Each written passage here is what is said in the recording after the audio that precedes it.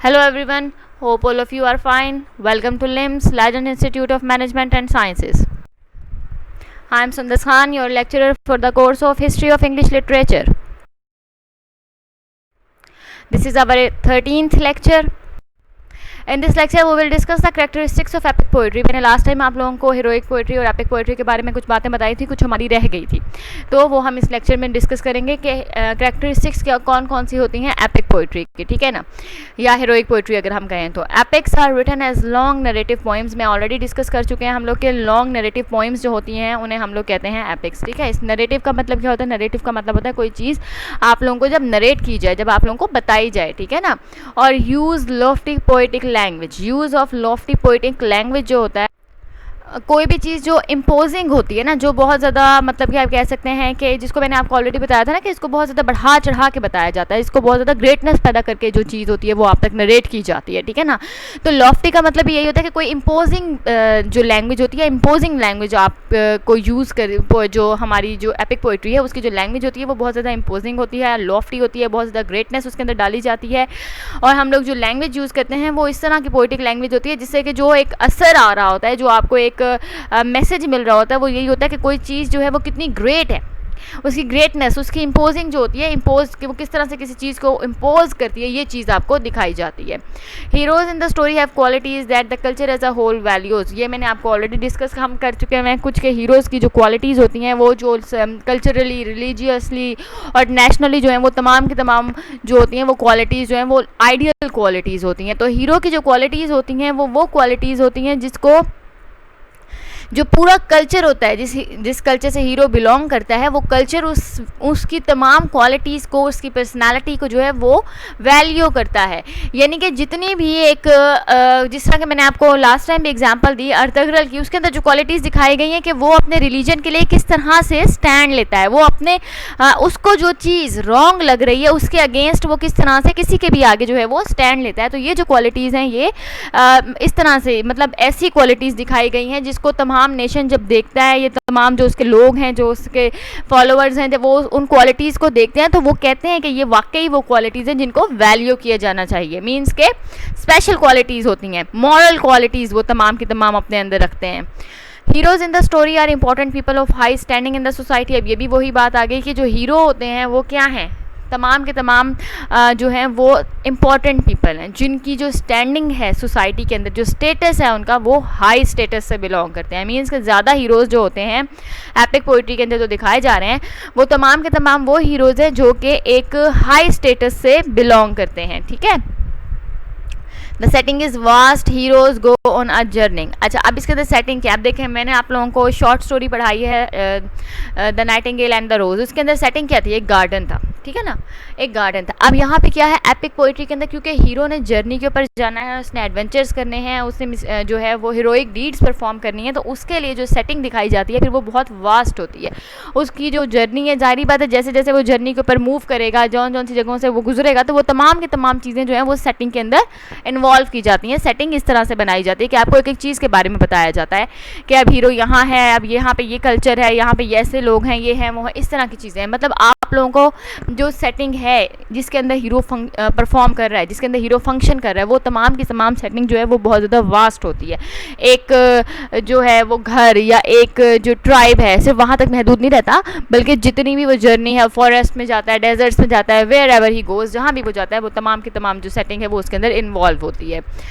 There are God's और super natural forces involve in the story, वो हम already discuss कर चुके हैं कि हमारी जो है एपिक जो हमारी पोइट्री होती है उसके अंदर डिवाइन पावर्स दिखाई जाती हैं, डिवाइन पावर्स दिखाई जाती हैं, उसके अंदर आपको जो है वो सुपर नेचुरल बींग्स दिखाई जाती हैं। और जो है मीन्स के सुपर नेचुरल बींग्स में कुछ भी हो सकता है, गॉड हो सकता है, उसके अंदर जो है कोई ऐसा ह्यूमन बींग हो सकता है, या कोई घोस्ट या कोई स्पिरिट, कोई भी चीज़ हो जाती है। लेकिन ये तमाम की तमाम चीज़ें जो हैं ये या इनमें से कुछ चीज़ें जो है वो स्टोरी में इन्वॉल्व की जाती हैं।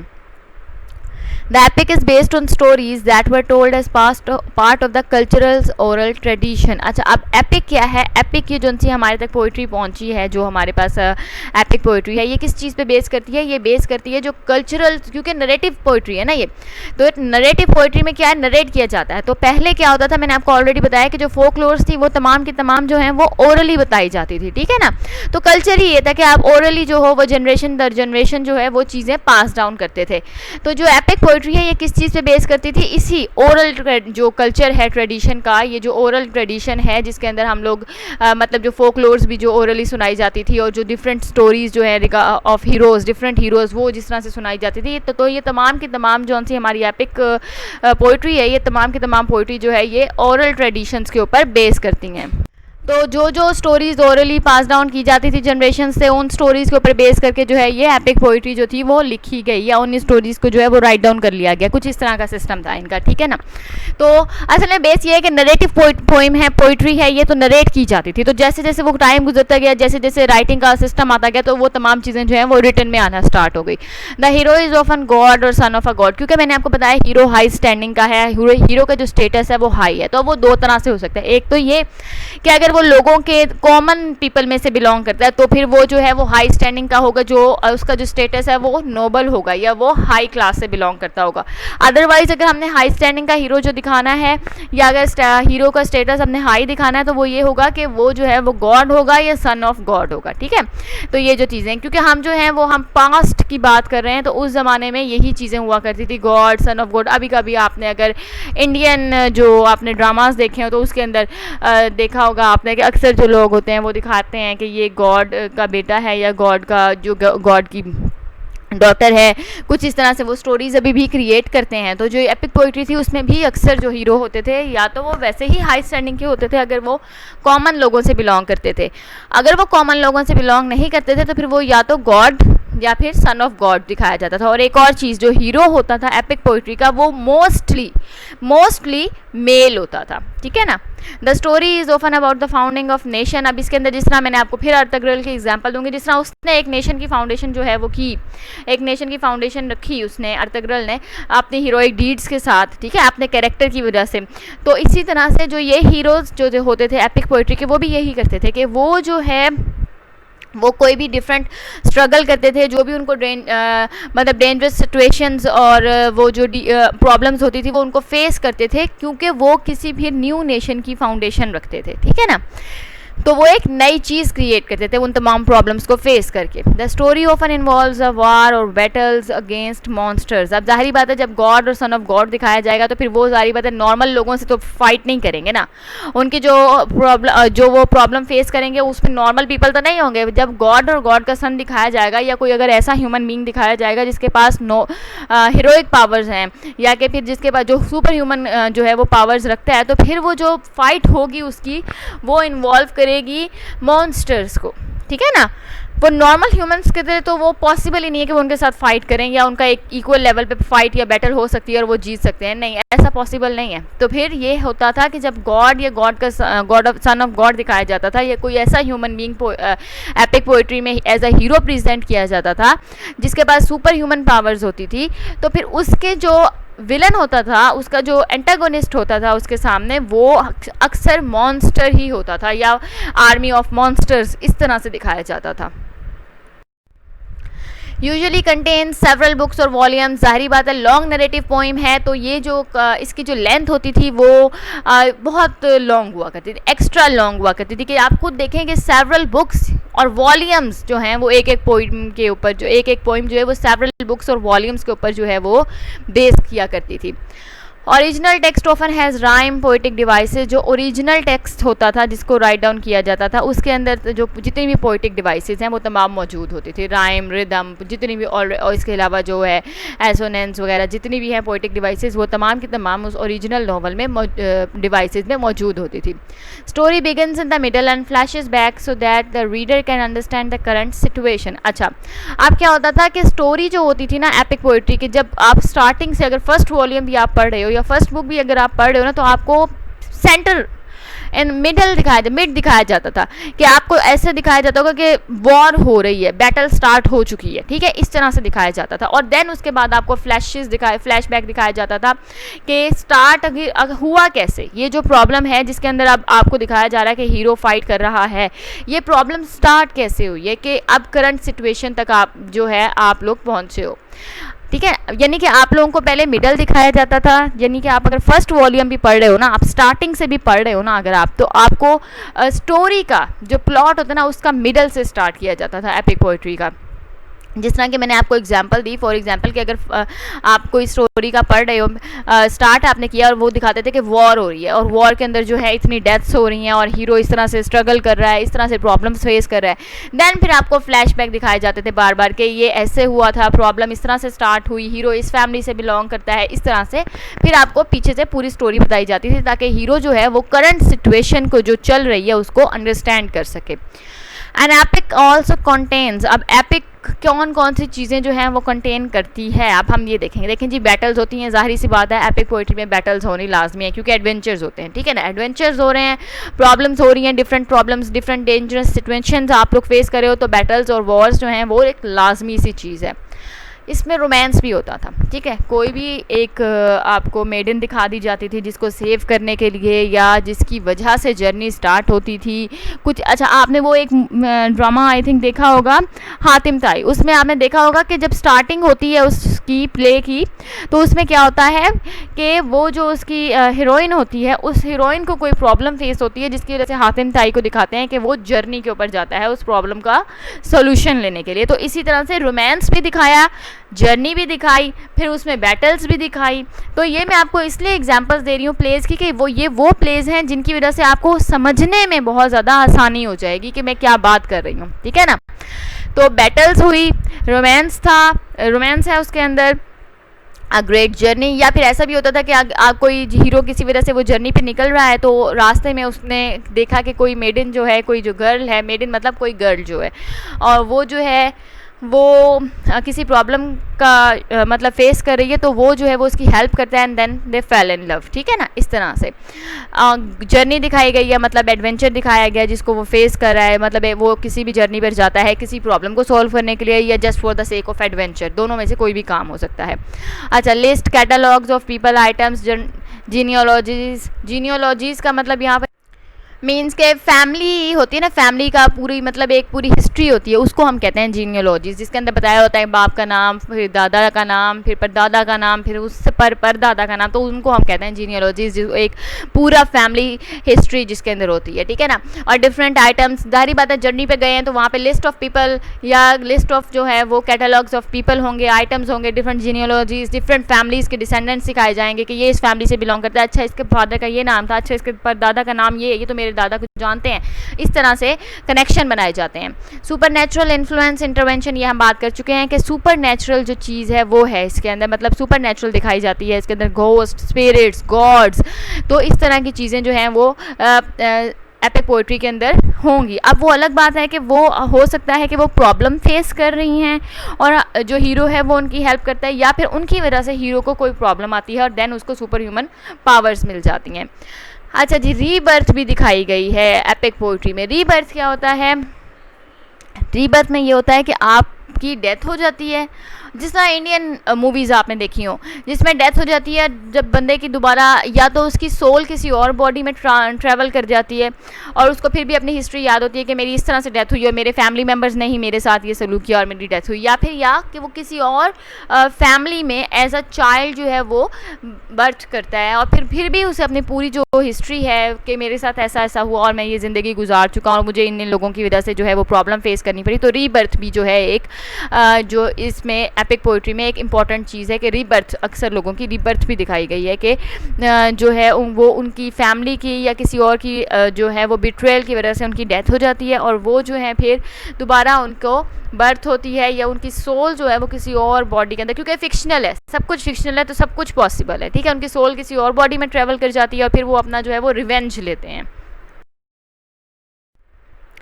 ओके, एपिक हीरो की अगर हम बात करें कि एपिक हीरो के अंदर कौन कौन सी इंपॉर्टेंट क्वालिटीज़ हैं जो हैं, hero is a figure of great national और इवन कॉस्मिक इंपॉर्टेंस, मींस के जो हीरो है हमारा, वो मैंने आपको पहले ही बता दिया, उसका स्टेटस जो है वो हाई स्टेटस से बिलोंग करता है, ठीक है,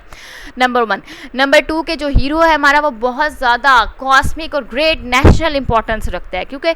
आपको एक ऐसा इंसान जिसकी वजह से एक न्यू नेशन की फाउंडेशन हो गई है, ठीक है,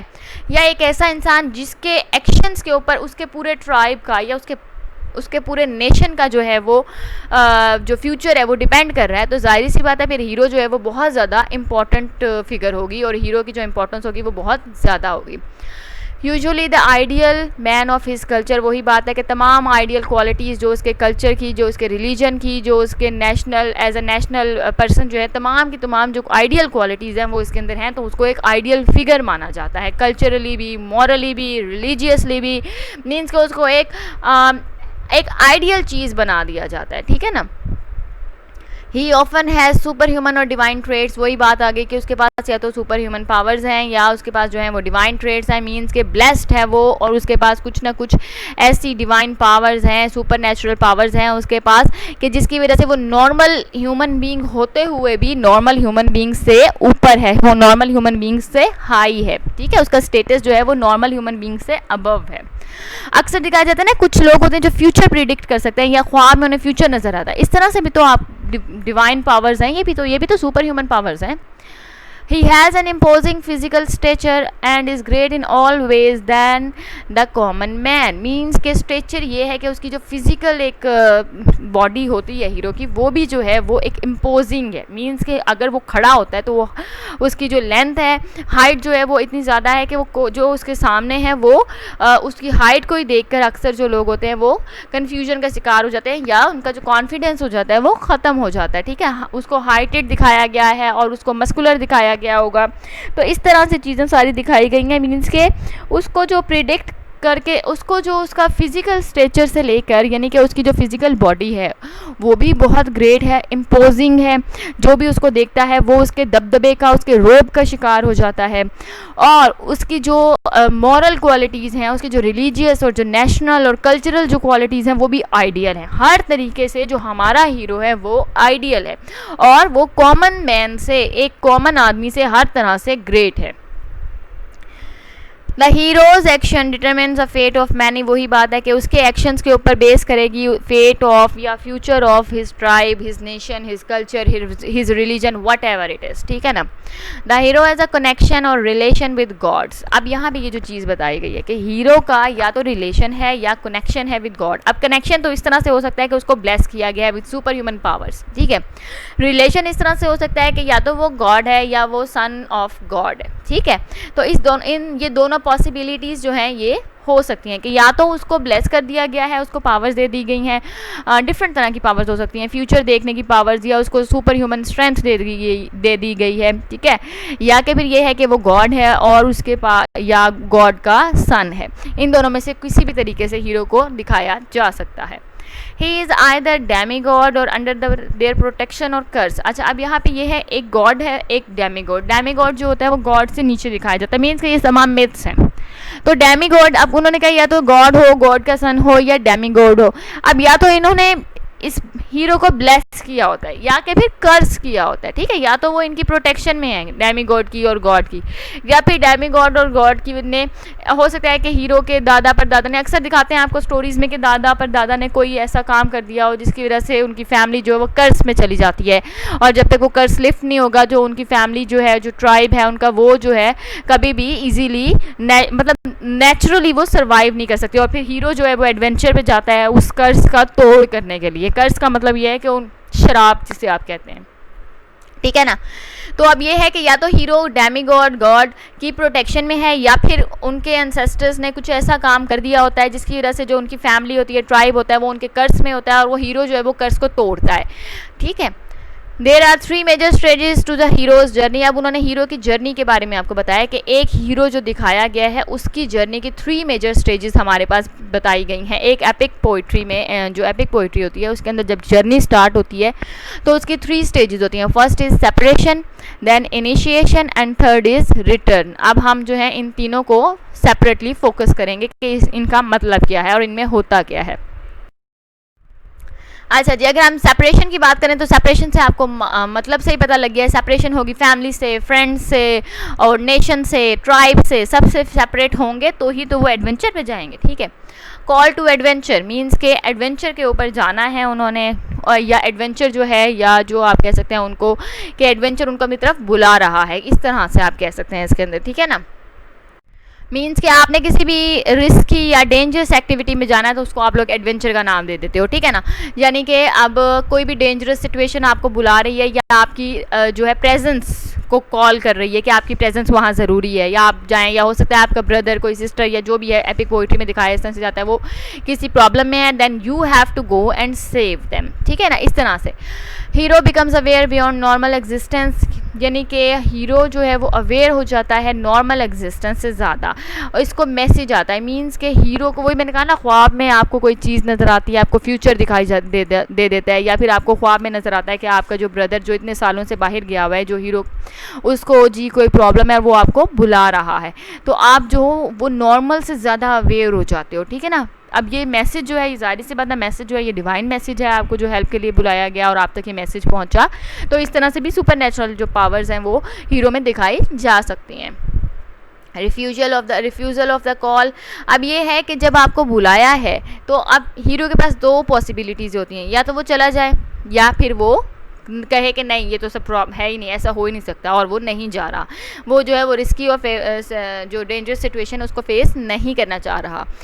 हीरो डिनाइज एबिलिटीज़ और डिज़ायर्स टू लीव, वही बात है कि हीरो जो है, ज़ाहिर बात है कोई एक इंसान इतने सालों से अपने घर में रह रहा है अपने फैमिली मेम्बर्स के साथ, उसके लिए उन सब को छोड़ के इतने सारे डेंजरस सिचुएशंस जो हैं वो अकेले और इतनी सारी रिस्की प्रॉब्लम्स जो हैं वो सॉल्व करना या उनको जो है वो देखना बहुत मुश्किल है। हाँ, तो वो हीरो जो होता है वो ऐसे दिखाया जाता है। ज़ाहिर सी बात है कोई भी बंदा हो जिसको अचानक से आप कहें जी आपने जाना है, ठीक है ना, तो वो और आप जो आपको ये भी नहीं पता आपका रिटर्न होगा या नहीं होगा और कब होगा, तो वो जो है वो एक डिज़ायर होती है उसके पास कि वो नहीं जाना चाह रहा होता और वो डिनाई करने की कोशिश कर रहा होता कि मेरे पास तो ये एबिलिटी नहीं है कि मैं जाऊँ या मैं कुछ सॉल्व कर सकूँ या मैं इस प्रॉब्लम को फेस कर सकूँ। ठीक है, क्रॉसिंग द फर्स्ट जो है वो थ्रेशोल्ड, तो थ्रेश होल्ड का मतलब यहाँ पे ये होता है कि अक्सर आपने देखा होगा घर के बाहर निकलते हैं ना तो एक बिल्कुल घर के हमारे जो मेन गेट के बाहर हो तो हमारे घर के अंदर का जो डिफरेंस है, रोमीन्स के जो फ्लोर है, अंदर आपके घर में चिप्स लगी होती है और बाहर जो है वो रोड है, तो वो जो एक स्टेप होता है जो आपने अपने घर से गेट से बाहर रखना है रोड के ऊपर, वो होता है crossing the first threshold. Means के एक पाँव बाहर निकालना या कि फिर क्रॉस करना। जो सबसे बड़ी प्रॉब्लम होती है वो घर की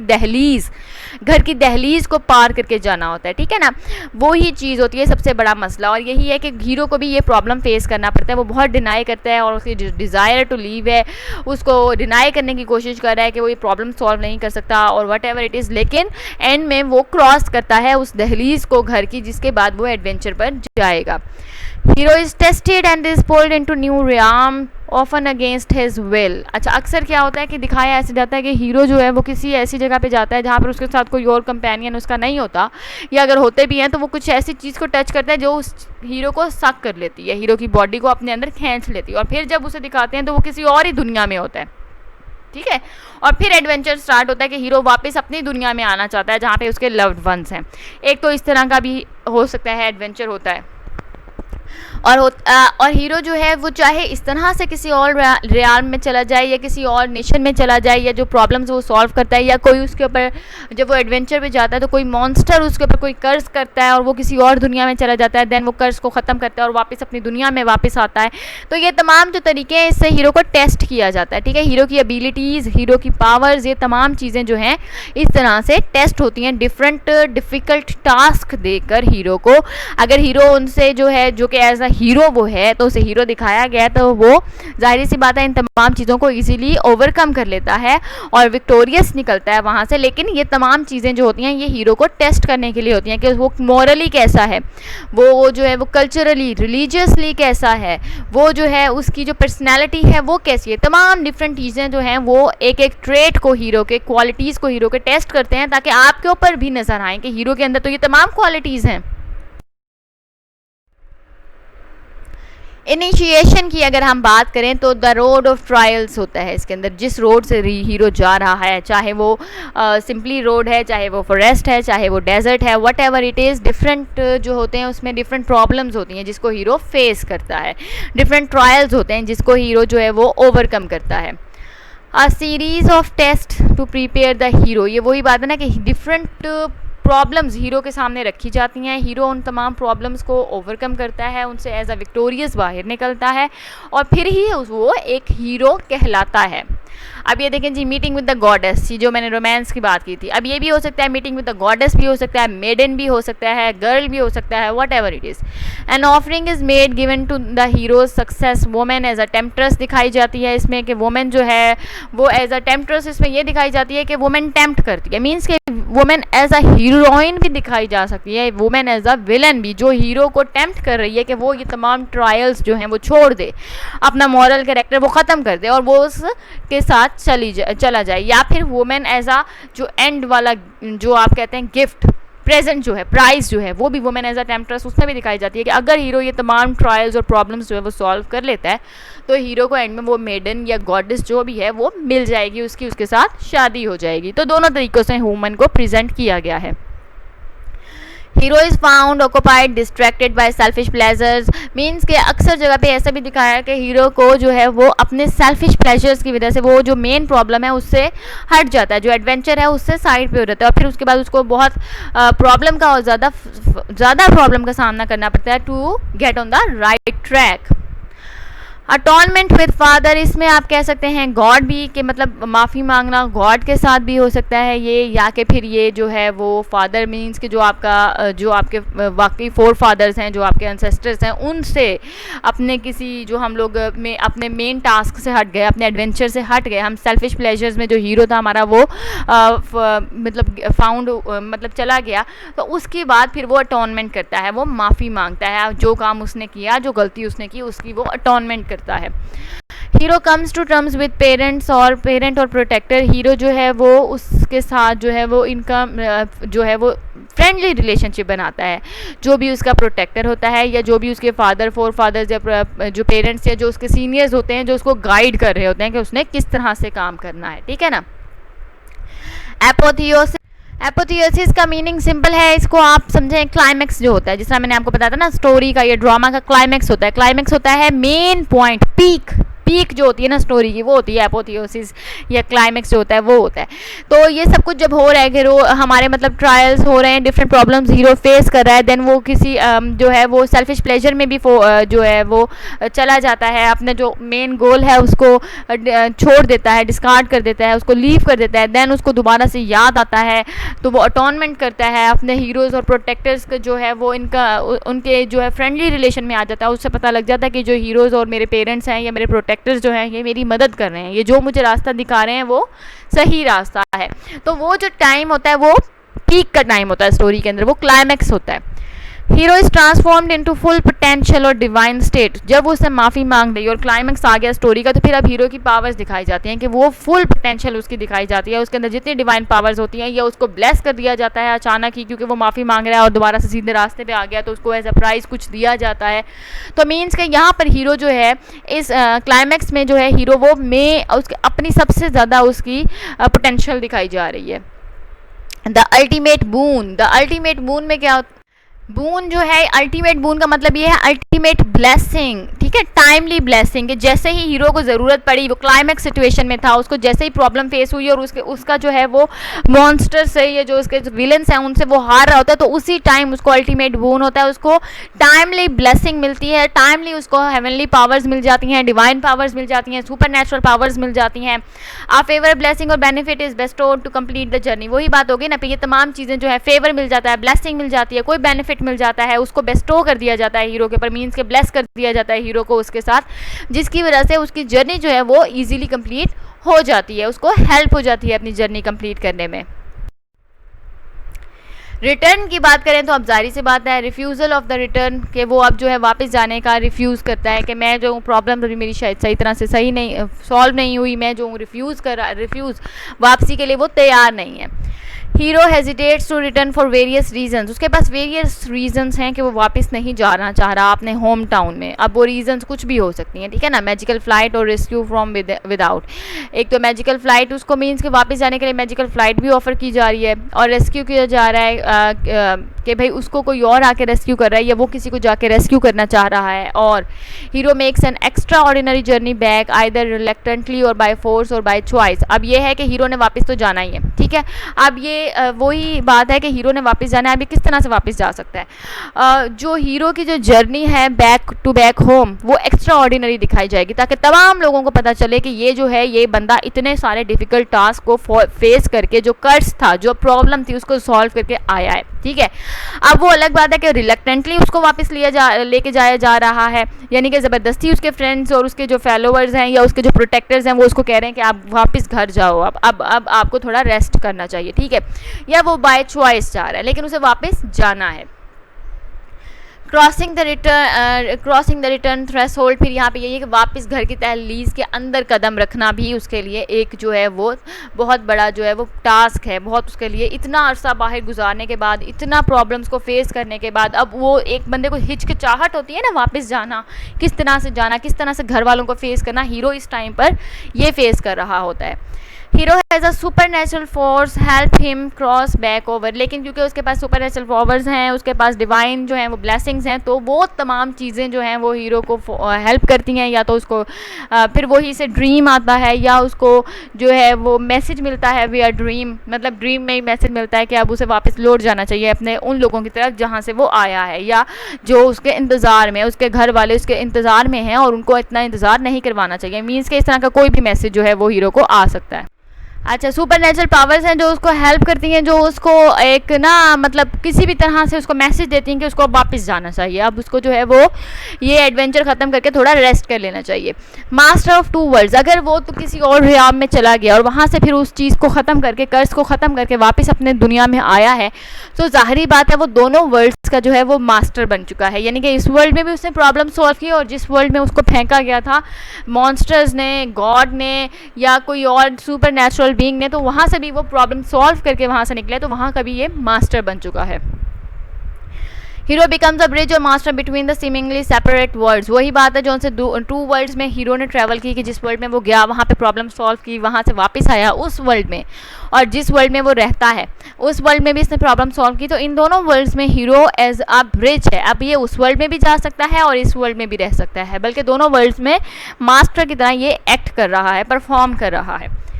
hero has ability to move freely between realms, वही बात है कि डिफरेंट रियाम्स में हीरो को एबिलिटी मिल गई है, सुपर नेचुरल पावर मिल गई है कि वो डिफरेंट वर्ल्ड्स में ट्रैवल कर सकता है। जहाँ पे वो प्रॉब्लम सॉल्व करने के लिए स्टक किया गया था, जहाँ पे उसे किसी मॉन्स्टर ने एज अ कर्स भेजा था वहाँ पर, और जहाँ पे वो रहता है वहाँ पर, इन दोनों में वो ईजीली मूव कर सकता है। I hope each and everything is clear. If you have any questions, you can ask me. Thank you.